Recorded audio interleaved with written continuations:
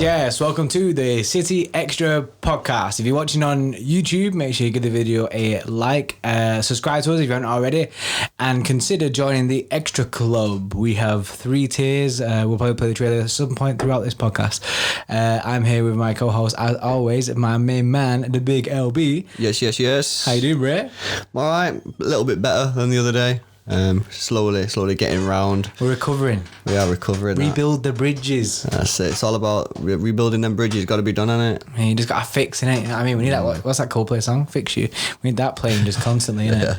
In our state of depression. Get it done, innit? But yeah, I'm getting there slowly but surely, as I'm sure everybody else is. I'm still not fully over it, and I've just had to watch the highlights back, which, by the way, do not recommend doing. And so some bad stuff about that. It annoyed me watching you watch the highlights.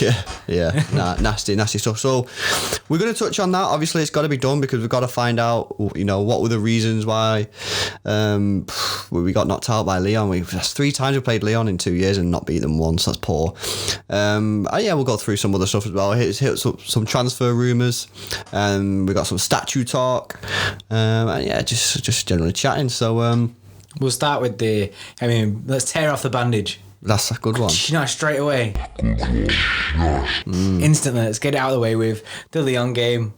I guess we shouldn't really talk about this too much, innit? Because we're making everyone relive the pain. However, we'll go through the key moments. Yeah. So just start with the first key moment. What was the first bad one? The first bad one for me was Pep Guardiola playing that formation, that team.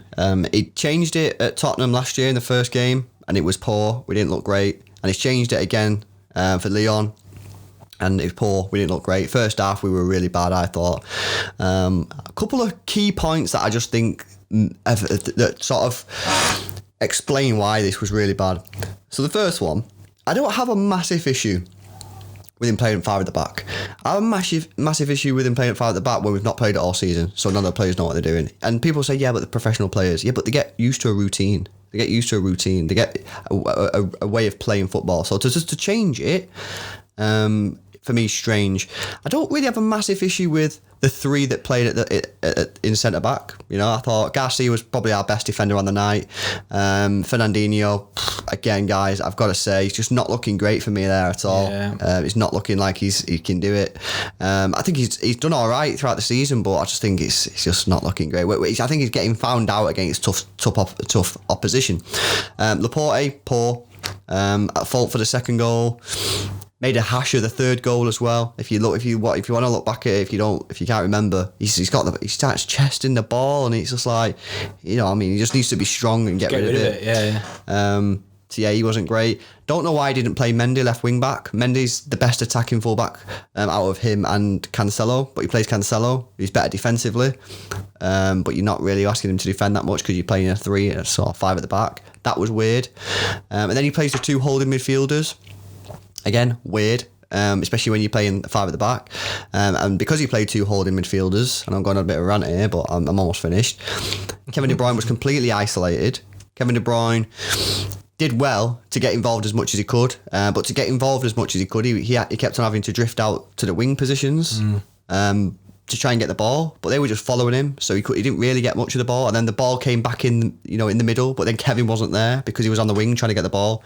So then it was left to like Gundogan or someone. It was a disaster, wasn't it? So there was absolutely, it's so clear why we didn't create many chances in the first half. We didn't get that holding midfield at all. Nope. We didn't get on the ball properly. We didn't take control of that midfield. But even when we did get on the ball, there was no one to pass it to because Kevin De Bruyne was completely marked out. Because Lyon must have been licking their lips in that first half, thinking to themselves, wow, we have to deal with Kevin De Bruyne, and that's it. We kill Kevin De Bruyne out of the game, and they struggle to create. And that's exactly what happened. But you've seen it in the second half when we brought Mahrez on and we took Fernandinho off. We instantly started creating chances. Instantly looked so much better, innit? It's so weird. Yeah. It's such a weird thing. I just don't understand why play all season 4-3-3, then in the biggest game of the season go, now let's switch it up. And there were people that are saying, oh yeah, well, if it would have paid off, it would have been a Pep masterclass. Yes, it would. However, it didn't pay off. No. So we're dealing with the aftermath of it not paying off. Yeah, and it's not just that. He changed the players at Tottenham last year in the first game. He tried to be clever there, and it didn't work. Are we seeing like this is prime overthinking Pep? Possibly. I'm just begging that when he gets in this position again next year, that, you know, who are we really to say what to do? You know what I mean? He's the best manager in the world, so if he wants to do it, then do it. But the fact is now he's done, I think obviously he's done something twice where he's changed the formation of the team rather than just playing the formation that we're playing all season, and it's not worked. We got beat in Tottenham, and the fact is we weren't just getting beat and unlucky. We were poor. We were poor at Spurs last year, and we were poor in Portugal against Lyon, and that's my main issue. But yeah, let us know what you guys think in the comment section below, or if you're listening as a podcast, then just rant to yourself. Pretend we're talking to you. Yeah. The next issue I've got to come to, and because I'm not blaming Pep for the defeat, because ultimately we had chances which we'll come on to. Yeah, we did have chances, yeah. But the next issue, Gabriel Jesus has a massive chance, 1-1. Sterling gets the ball left-hand side, just inside the penalty area. Gabriel Jesus, massive credit to him. He peels off, I think it's Denayer at the back post. And there's about 2 or 3 metres between him and Denayer. He does really well to get away from Denayer, and Denayer not spot him. And the ball comes in, lovely ball from Sterling. The ball's coming in, and you got to say, it's probably the best ball that Sterling could have put in that position. And I'm not saying it's an easy chance, guys, but Gabriel Jesus has to do better. You have to do better, though. You have to connect with the ball properly. The guy doesn't connect with the ball at all, and he bounces over the net. Yeah, it's a mass of errors with Gary in that situation. I mean, he just it's like it looks like he like dives at the ball and just like doesn't get any form of contact with it. It's a massive moment, and it's whether or not he had the minerals. The ball was coming over, and he has to be patient. He has to wait for the ball to come down to him, and I just feel that maybe in that sort of situation, he just, you know, got a bit of a, you know, blood rush to the head or whatever, and he just lost his cool and just went, I don't know what he just to some weird bicycle kick type thing in the air. I don't even know what he tried to do. It didn't look natural, and at the end of the day, the finish was poor. But, you know, and this just feeds the Gabriel Jesus, the people who don't think he's good enough for the team. You know what I mean? But I've always been a massive fan. But this year, even though actually he's got decent stats, I'm starting to think to myself, I don't know if we can rely on him in these big games. And with Aguero having a knee injury, next year could be even worse. We could be having to rely on Gabriel Jesus again for 10 games in a row. Well, this might then play into part of why City are looking to, because apparently we are looking into, well, we're looking into a centre forward, aren't we? It doesn't seem to be an out and out striker. It's a more centre forward role that we're going for. Yeah, and I see why. We'll come on to transfers in a bit, but there's definitely you know, rumours going about that we are in the market for one, and I'm afraid I don't think he did anything other wrong than that. You know, he didn't get into the game. I don't think that was his fault because we weren't creating chances, but you're there as a striker to put the ball in the net, and the one chance he had, it was a difficult chance. I'm not saying it was easy, but he's got to do better. He's got to at least try and hit the target or look cool, you know what I mean? He just looked really off it. It is off. So that was a massive, because that was at 1-1. Then at 2-1, step up, Aymeric Laporte. Not great, is he? He got the ball, and it's a difficult pass anyway, and he takes it on his left foot, if I remember correctly, which is not the way that you'd want to be playing that pass anyway, because the Lyon player was on his left, so you want to be really playing that ball with your right foot, but obviously he's left-footed, so you can see why he's done it. Lyon player intercepts it. You know, a little bit of argy-bargy. Was he offside? Did he touch the ball? There's no real clear evidence for me that he's clear. If there is, please link me to it, because I'd love to see it, but from what we've seen, he doesn't look like he touched the ball. Does Laporte get fouled? Again, he's not just going to go down for no reason, is he? So there is probably contact. Probably, in my opinion, is a foul.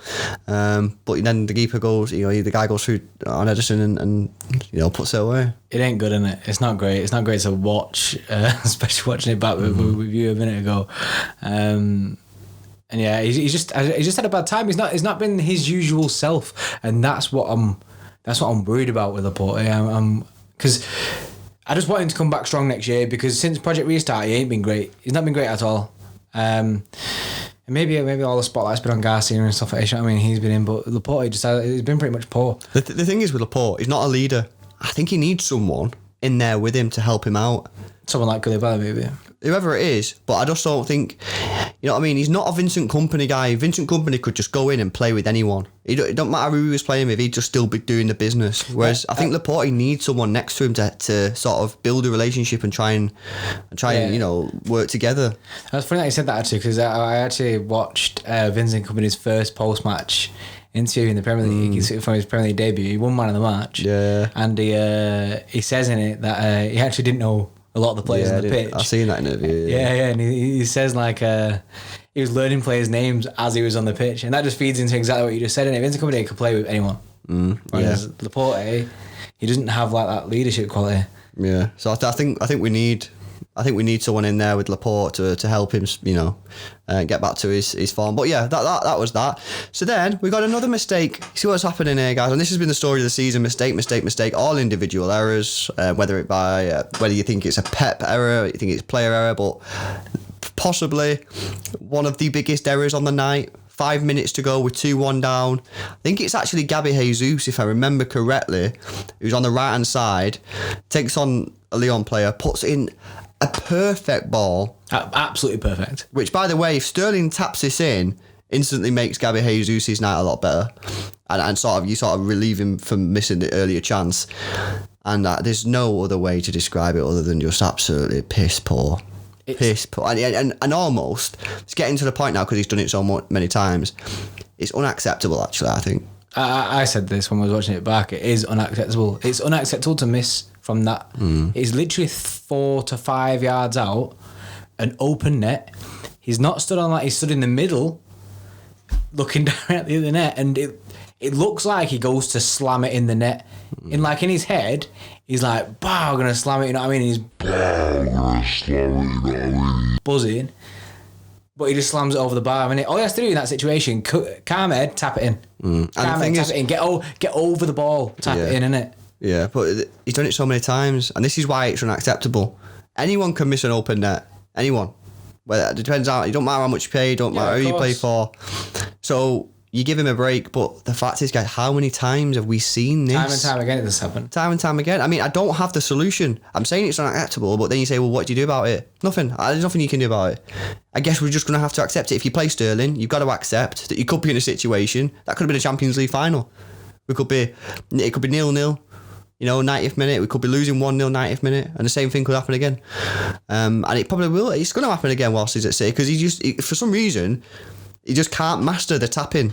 You know what I mean? He can do the curling in from outside the box. It's annoying. Weird. It's annoying as well, because we've been saying that he's had his shooting boots on since Project Restart. He's been slamming. He's been scoring goals that I've never seen Sterling score before. Isn't it? Like I've seen Sterling since Project Restart score goals, and I'm like, wow. Yeah. This guy has now switched on his shooting side of his game, and we've said it on here before as well. But in that game, he just kind of like it was a shadow of himself. He was back to Sterling who can't score in front of goal again. I actually think he had a really good game. Oh yeah, no, it was our best attacking outlet. Yeah, he had a really good game. Other than that, he was probably, especially in the first half as well, where we were really poor. He was probably the only player that could come off and say I'd played all right. But at the end of the day, you know, that's not what he's going to be remembered for in this match. You know what I mean? And I feel really sorry for him actually, because you know, it must not be easy, you know, knowing that pretty much, I know there's other mistakes, but that puts us 2-2.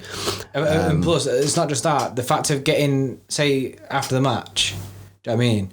That now lives forever, you know what I mean? That's like ingrained in history, that, because everyone memes it, you know what I mean? So you're kind of stuck on that. So Raheem Sterling goes on social media after the match, and you know for a fact that all he's seeing is that goal over and over, or that miss over and over and over and over. And that's got to be hard, that, as a player. But he's got to try and bounce back next season. And to be fair, I'm sure he will. I'm sure he'll get the goals. He's had a really good season. Yeah, it's just one of them things, guys, that we're just going to have to accept. If you play Sterling, you got to accept that he's going to miss them chances now and again. Right, okay, let's move on slightly to the last goal. There's not much to say other than I think Laporte, if you want to watch it back, Laporte doesn't cover himself in glory again. Really, really weak with the ball. He just sort of chests it and just loses it. And Ederson, poor. I've got to say. That save. That save was absolutely shocking. Cancelo not switched on. The striker was switched on. Cancelo wasn't. You've got to expect. You always get told as a defender, expect your keeper to make mistakes. Expect your keeper to parry it somewhere. Be switched on. And he wasn't switched on. I'm not saying it was his fault. It wasn't his fault that the goal went in. I'm just saying, again, just errors everywhere. You know, Laporte's weak in the mid. He loses it. Ederson's poor with the save. Cancelo not switched on. You know, these are all little mistakes, but at the end of the day, you know, 3-4 mistakes, goal every single time. So, and that was it. Game over. Real shame. We're out again, quarterfinals, really poor, and out to a team that really, I don't actually think they were that good. I've seen people saying that they were a decent side. I didn't see them being a decent side. I think they had some decent players, but like Cornet seems to we score lost the against us game. all They the didn't time. win the game. You know what I mean? Yeah. What was their first goal? Remind me. Cornet. Yeah, so I'm saying he always scores against us. we played him on side, long ball over. That's us. That's poor from ourselves. Second goal, Laporte gives the ball away, and the third goal, we're weak. Mistakes. All 3 goals, you can look back and say we should have done better on every single one. So, yeah, not great. But let's leave it there because that's disgusting. Let's move on to something. Let's have a nice story, and it's been announced today that statues are being erected for at the City Kompany Stadium. and David Silva. Yeah. Not sure whether it's going to be on one statue or separate statues. I've not read any article of it yet. I just saw the I've not headline. I've not seen anything to suggest that they're on the same thing. And if they are, then maybe they're holding out. Like, because it's meant to be in Villa next year. Obviously, you'd think that Serge would be on there as well, wouldn't you? But I don't know, obviously, because he's not leaving yet, innit? So he can't do that yet. But and I think maybe Serge get his own job with the United 320 celebration kind of thing. That'd be sick as a statue. But yeah, it's sick, innit? You know what I mean? Seeing that they're getting statues. Oh, and he's got a mosaic as well. Yeah, well, he deserves it, doesn't he? And yeah, I'm not sure. I don't know whether I'd prefer, because we expect Aguero to get one, but you're not going to announce it until he's left, in case he ended up like proper slagging the club off before he left. You know what I mean? Yeah, imagine. I hated it. They made me sign a contract. I didn't want to stay, type thing. But yeah, it'd be interesting to see what they do. Whether it is like a joint one or it's separate. See, in my mind, I'm like, oh, it'd be nice to see them all together. Yeah. But at the same time, it'd be nice to have them spread around the stadium, outside the stadium, so as you're walking round, you can like see them all. But we'll have to see. But I think it's very well deserved. I just hope when they unveil it, it looks like David Silva and Vincent Kompany. It doesn't look like the Ronaldo statue. I've not thought of this. This is where I've not thought of this. This is where it's be all and end all. There's a moth. So you're getting attacked by a moth.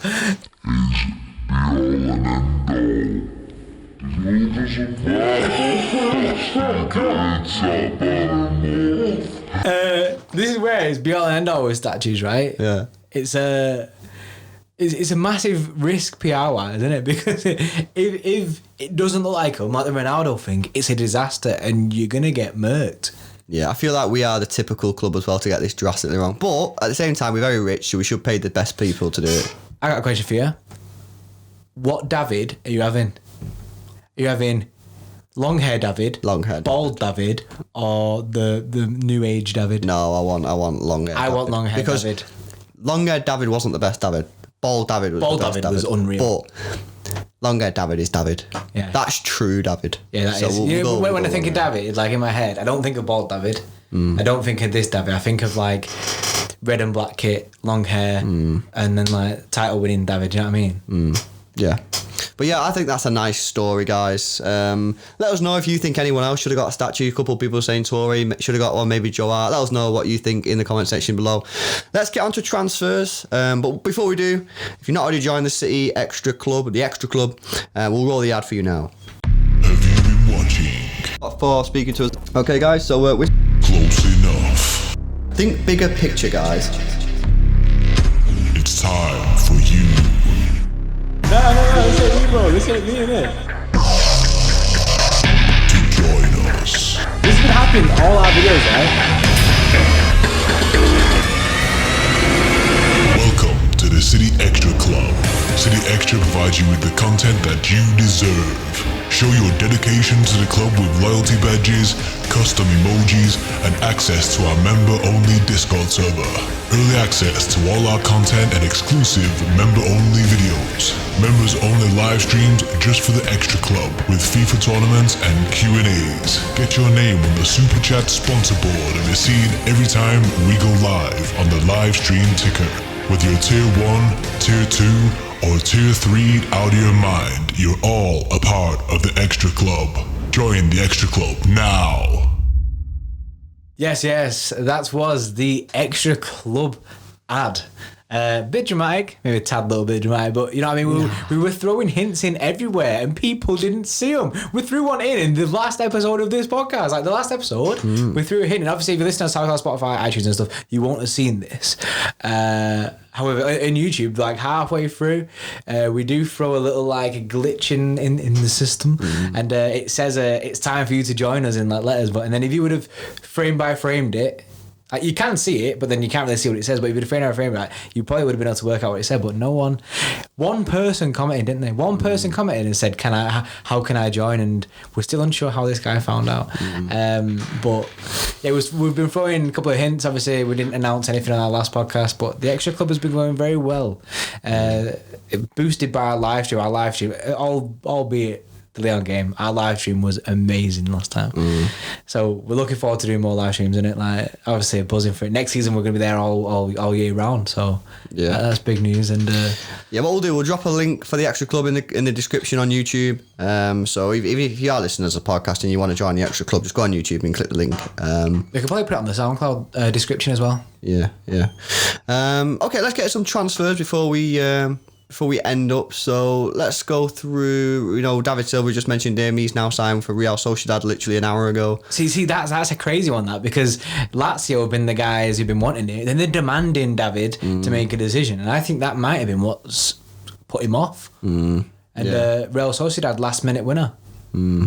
Yeah, absolutely. Let's go through some of the incomings, because they're the ones that we want to talk about. Let's go through some of the players. So, Joao Felix, he's been linked. I've got to say, wasn't a massive fan of getting him last year when everyone was like, we need to get him. I was like, I'm not sure about this. But I know he's not actually played that much for Atletico, but when I have seen him, I've got to say, I think he's a really, really good player. Come on as a sub, didn't he, against, who were they playing, Atletico? I can't remember. No, Atlanta was PSG. Leipzig. He come on up there, and I thought he looked really, really good. He actually reminds me a lot of Kaká. Now, I don't know whether I'm just seeing the hair and going Kaká. Yeah, it looks it's just like a Kaká, basic comparison. It's like, so it's Lewis, that's a poor comparison. But he does remind me of Kaká, the way that he carries the ball. And he's not had a great season. He doesn't seem to fit their style of play, not with Simeone. So if we did go in for him, we should be able to get him a little bit cheaper than they paid. Definitely not paying more than what they paid. No, how much they pay? 120 million. So we should be paying anything more than that. Especially, like I say, with the season that he's had. And I just feel like it's hindered his progress being there. Simeone doesn't play that style of football that warrants Joao Felix to be in the side.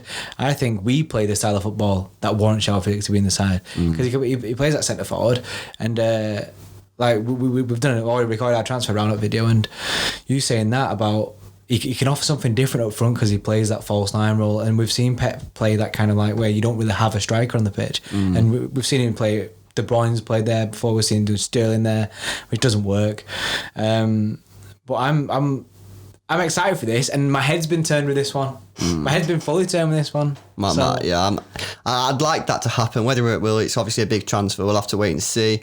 Another player that's been linked with us a lot is Aguero, plays for Lyon. Midfielder. I've got to say, he's a tidy player. Looks mint. If anything happens on this, I don't see it happening until Lyon, exit the competition, the Champions League. I don't think we're going to do anything there until that happens. But the links are there. They've been there for a number of years, but maybe they're there because Pep likes him. We'll have to see on that one. And I don't rule out that Pep, Davi's left. I'm just thinking maybe Pep will go for it, especially if you're thinking could be Pep's last year next year. He's going to go all out in it. So we'll have to see on that one. And then the major one in it is the Koulibaly. Yeah, Koulibaly. We kind of got told that it's close, like really, really close. Whether or not it's true or not, we still don't know, because obviously it's kind of rumours just fly about this all the time about the price and stuff, and it's not moving or it is moving. You know what I mean? It's always like contradicting itself. And I think now we're out of the Champions League, I think it's time to wrap up all these deals. So I can see City sign this guy within the next week. So just to get it done. Yeah, I just think we're going to go for someone, and I think having been knocked out like that, we all just need to pick me up, don't we, guys? We all need to pick me up. So yeah, we'll have to see. I'm hoping that we do sign someone, because it would just be nice. It would be nice to see. But talking of pick me ups, we've got a nice video. I'm not going to spoil it. If you're a tier 2 member or tier 3 Xtra Club member, you'll already know sort of what's coming because we teased you with a photo. But yeah, a couple of nice pick-me-up videos coming later this week. So yeah, make sure you are subscribed to the channel, guys. Hit the notification bell so you're notified when we release them. Smash a like on this video. And thanks a lot for watching, guys. See you later.